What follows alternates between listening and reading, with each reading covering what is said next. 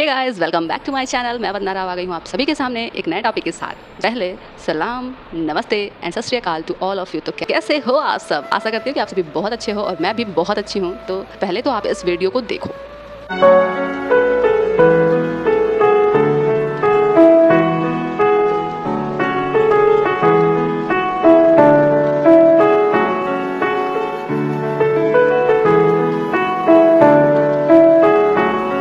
तो अब आपने इस वीडियो को देखा, आपको नाम जप से ये चीज़ें कैसे बदल सकती हैं। तो नाम जप ही एक ऐसा रामबाण इलाज है जो हमारे हार्ट में, हमारे जो दिल में या फिर हमारे दिमाग में जो भी गंदगी भरी पड़ी है, जो भी बहुत सारी चीज़ें भरी पड़ी हैं, जो चीज़ें हमको तकलीफ़ देती हैं, दुख देती हैं, बहुत दिनों से हम अपने अंदर छुपा के रखे हैं, हम खुद को हील नहीं कर पा रहे हैं, तो ये सारी चीज़ें हैं नाम जप से सही हो जाएंगी।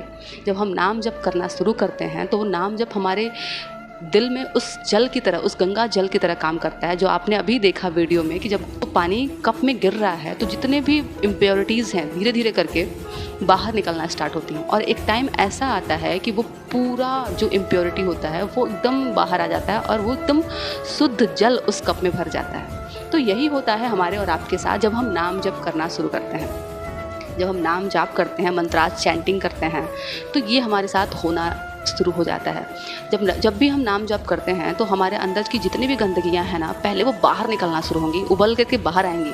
तो हमको लगता है कि यार नाम जप कर रहे हैं तो हमें, मेरे साथ हमारे और बुरा क्यों हो रहा है। तो वो बुरा नहीं हो रहा है। जो चीज़ें आपने अंदर अभी तक इतने सालों में भरी हैं ना, वो चीज़ें पहले निकलेंगी। पहले वहाँ से खाली करेंगी जगह को। जब वो जगह खाली होगा तभी तो उसमें प्योरिटी आएगी। पहले इम्प्योरिटी सारी निकलना स्टार्ट तो होगी। तो ऐसा क्या होता है, अक्सर जब भी हम नाम जप करना शुरू करते हैं तो हम डर जाते हैं, यार नाम जप करते ही इतनी सारी प्रॉब्लम्स कहाँ से आ गई मेरे लाइफ में। तो ये प्रॉब्लम्स नहीं आती। ये प्रॉब्लम्स जो पहले की हमारे साथ रहती है ना, ईश्वर करता क्या है, ईश्वर उस प्रॉब्लम्स को जल्दी ख़त्म करता है, ताकि आप जितना नाम जप बढ़ाओ उतने जल्दी आप प्योर हो पाओ। जितना जल्दी वो ख़त्म करेंगे उन सारी इम्प्योरिटीज़ को, उन सारी दुविधाओं को, सारी दुख को, सारे प्रॉब्लम्स को आपके लाइफ से निकालेंगे, जितना जल्दी वो निकालेंगे उतना ही जल्दी आपका जो दिल होगा, आपका जो सोल होगा, आपकी जो आत्मा होगी वो पवित्र होगी। और जैसे ही आप पवित्र हो जाओगे वैसे ही आप खुद को एक अलग ही अंदाज में देखोगे, एक अलग रूप में देखोगे। आप खुद नहीं समझ पाओगे कि ये क्या हो रहा है। तो कभी भी नाम जप करें आप तो घबराएं ना। कोई भी नाम आपको अगर पसंद है तो आप उस नाम को जप करते हैं तो उससे घबराना नहीं है, उससे भागना नहीं है। क्योंकि पहले हमारी लाइफ में उसकी जितने भी इम्प्योरिटीज़ हमने अभी तक जमा की हैं, इकट्ठा की हैं, वो सारी इम्प्योरिटीज़ पहले निकलेंगी।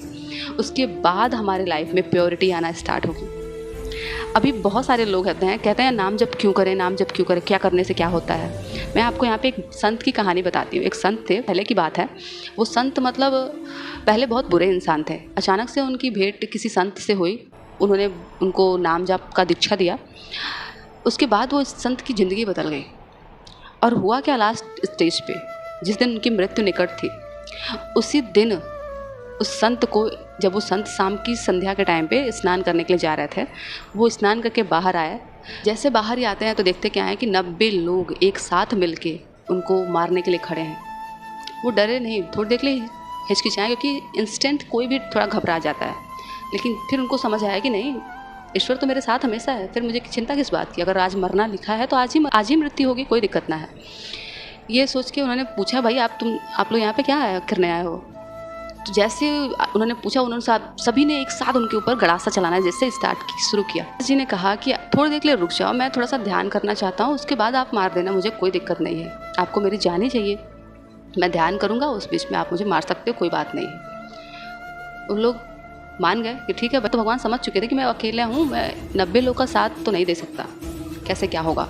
तो उन्होंने ऐसे उनसे प्रार्थना की और वो लोग मान गए। उसके बाद वो ध्यान लगाने बैठे। जैसे ही वो ध्यान लगाने बैठे, 90 लोगों ने एक साथ मिलकर उन पर प्रहार करके उनको ख़त्म कर दिया।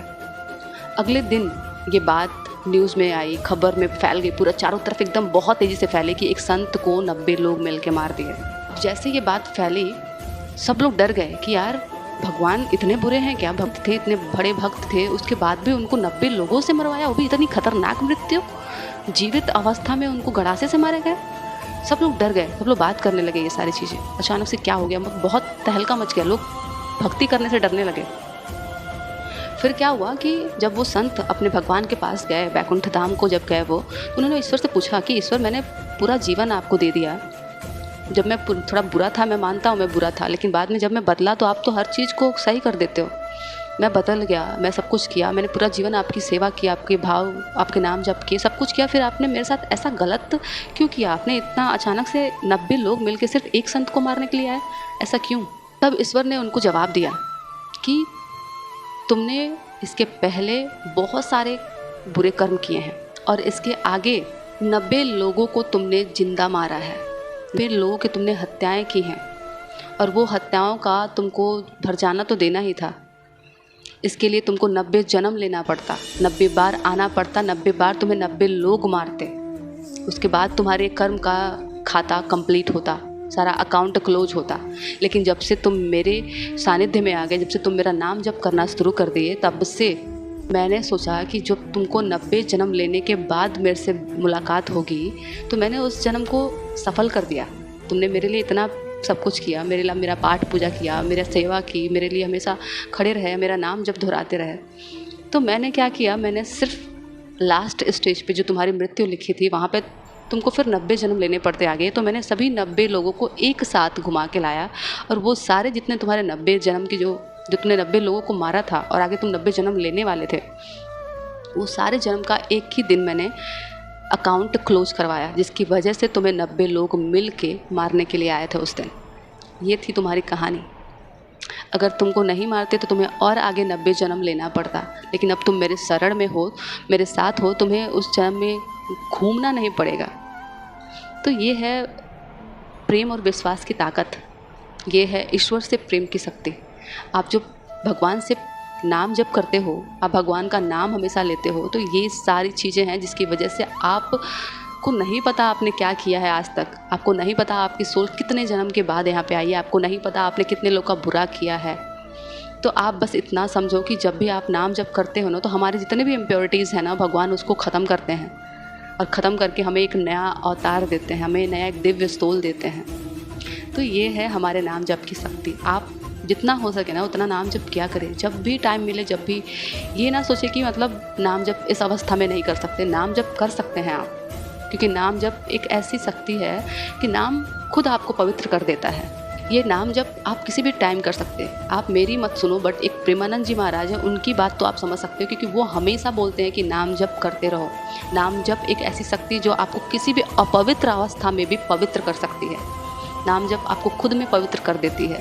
तो नाम जप करते रहें, भगवान का नाम लेते रहें, वो आपके जितने भी प्रारब्ध होंगे ना उसको सही कर देंगे और आपको एक अच्छी जीवन का अनुभव भी कराएंगे।